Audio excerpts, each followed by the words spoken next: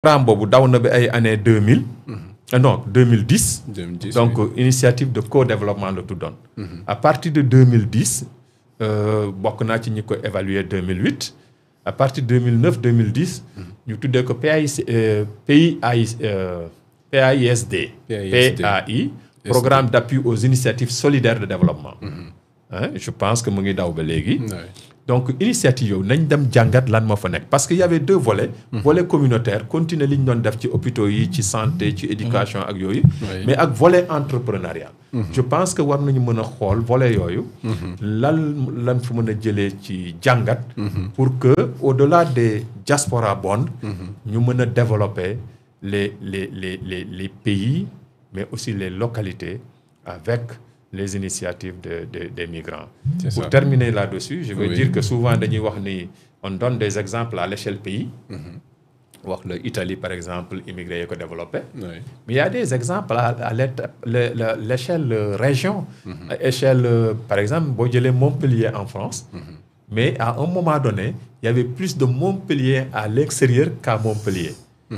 Mais Montpellier, nous avons développé la région de...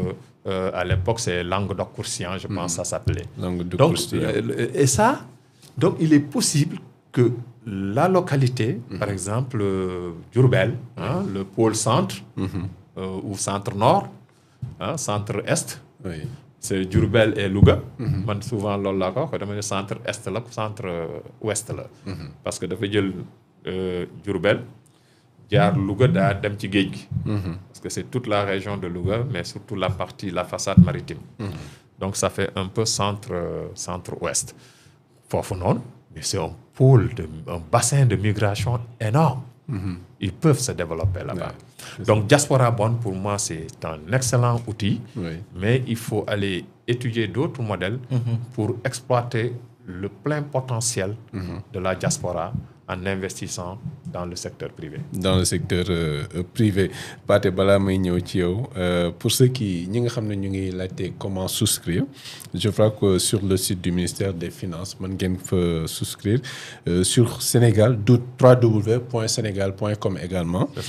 Plateforme boobu mën ngeen fa souscrire ubbi fa benn compte titre en ligne remplir le bulletin de souscription sur Internet effectuer les vérifications Know Your Customer à distance, procéder également au paiement via mobile money ou autre opérateur de paiement électronique. Donc, li ci bees par rapport à voilà donc mooy digitalisation bi dina permettre à la diaspora ñu am accès directement à la plateforme www.senegal.com. Certainement les informations aussi sur le site du ministère des Finances et du Budget pour que defee ngeen mën a topp tegtal yi ñu leen jox foofu ngeen mën a participer ci boobu appel public à l'épargne. Pathé comment y participer on l'a dit mais tey malheureusement temps bi daf ñu xoj effectivement mais naka la ñu mën a def pour que diaspora bi mën a nekk benn contributeur ci indépendance bu Sénégal vis-à-vis des financements extérieurs. xam nga Djelani boo xoolee le budget de l'État. C'est composé des dépenses et des recettes.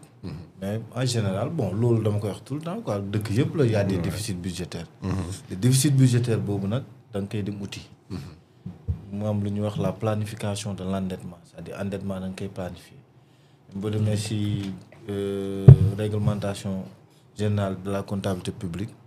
À son article 133 moom mooy autoriser gouvernement bi à travers l'Assemblée nationale mu dem uti ko. Même boo jëlee ci loi de finances initiale bi am na benn document bu ñuy wax voies et moyens. maanaam nan nañ koy utee. léegi ñu gis ne li ci ëpp ñun buñ daan dem di uti. maanaam dañuy dem ci comme li ma wax entre parenthèse mooy marché international bi par exemple ay JP Morgan eurobond ngay dem jëli foofu. wala ay FMI et cetera mais yooyu yëpp day am ay effet pervers.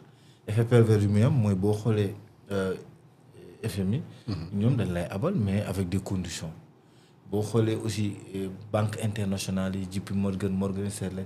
ñooñu en général seen taux yi mën nay bëreeg yu mel noonu.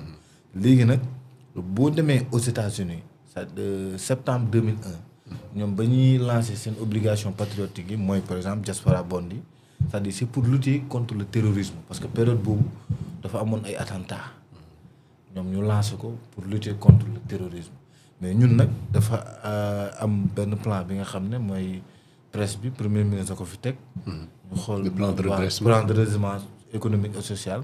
ñu xool lan nañ ko mën a financer mais booy gis projet Pastef li taxoon ñëpp adopté ko man maa ngi fàttaliku.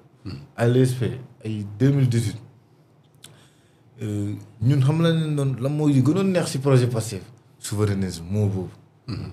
parce que ñun bon dañ yàggoon rêvé moomal suñu bopp muy monnaie muy lépp ñun daal lépp dañ ko bëggoon moomal suñu bopp. par exemple sama genre bi ñun ESP suñu génération. looloo gënoon tax donte nekkuñu ay politique bokkuñu ci parti Pastef am naa ay waa classe yu bokk ci parti bi ba léegi ñuy fa nii. mais nekkuñu ay politique trop mais discours Sonko ñun loolu moo si doon neex souverainisme dafa doon am nañ moomal lii seen bopp nañ moom. léegi nag looloo tax nag. appel public à l'épargne yi xam nga c'est des modalités de financement. mais non seulement ça vise à lutter contre les risques de change. mais aussi day renforcer marché local bi. comprendre na. léegi bi nga xam ne dañ ko lancé nii appel public à l'épargne bi nga xam ne dañ ko lancé bon léegi la Sénégal peut-être débat public bi toll foo xam ne ay appel public à l'épargne yi dañ koy def débat mais professeur xam na li ma wax loolu lu normal la. loolu du dara. mais comme léegi moom lépp xam nga avec l'événement Pastef lépp dañ koy ñëpp dañ ciy waxtaan et cetera. mais loolu lu normal la état day soxla xaalis dem àbbi ko et cetera yu mel noonu. mais léegi peut-être population bi dafa gën a vigilant. c'est ça di bëgg a xam lu xew ak yu mel noonu. léegi nag ba ñu lancé les diaspora bon ñi nga xam ne. par exemple képp ki nga xam ne doyen da ko wax sànq. mais ki la may 100 francs jàppal ne moom yor na 200. te loolu mu yor dafa am fu mu ko dugal fu mu ko denc. par exemple boo ñëwee ci état am na loo xam ne sax léegi amatul mooy bu njëkk ba état day jël par exemple benn agent d'exécution nattal ko budget jël budget bi jox ko léegi agent boobu jël budget bi dugal ko ci banque état soxla xaalis dem ci banque bu lebal ko. defe naa léegi loolu amatul moo tax voilà moo tax léegi budget bi dañ la koy compal nànk-nànk. voilà pour wane ne diaspora yi dañuy jël seen xaalis du ko dugal ci ay banques yoo xam ne waxuma la en Europe kese. mais fii nii rek dañ koy dugal ci ay banques. imagine te ba pourtant état parfois day dem ci banque commerciale yi jëlee fa xaalis. imagine bu ko dugaloon ci état bi aussi. comme naan kon loolu day gën a doon lu am solo. pare tamit man dama d'accord ak moom à 1000%.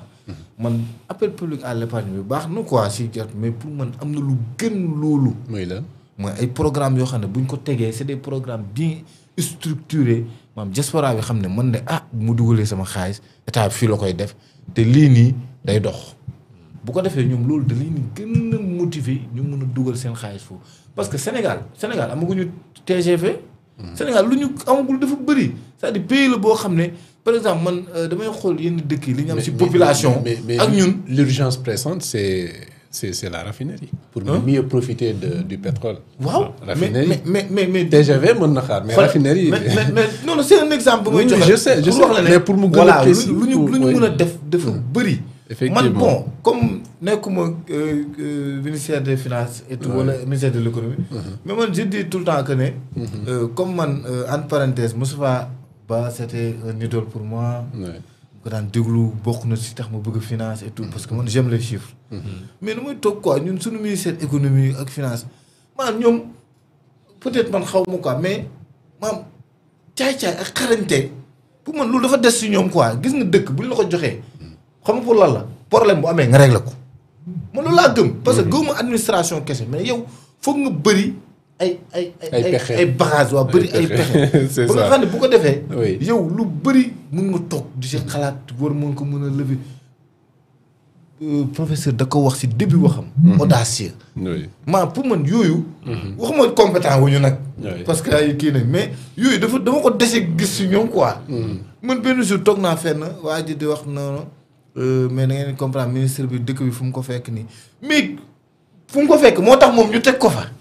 pour mu andi solution. pour mu régler solution yi yëpp ay financement yi am problème donte nag nekkul règle boo xam ne day ñëw régler ko nii parce que Cheikh Diba bon man mën naa ne grand la si man dama koy bëggee na gën a kii daal na gën a kii affaire yi xam nga. solution yi gën a bëri tuuti. voilà solution yi gën a gaaw. il faut oser. waaw il faut oser. merci c'est-à-dire man foofu laa léegi nag diaspora boo ne ñu ngi si woo ñoom ñëpp. voilà nga tënk non defe naa doyen wax na lépp. oui diaspora bon yi. mais une précision naturellement. balaa nga mën souscrire foog nga am compte.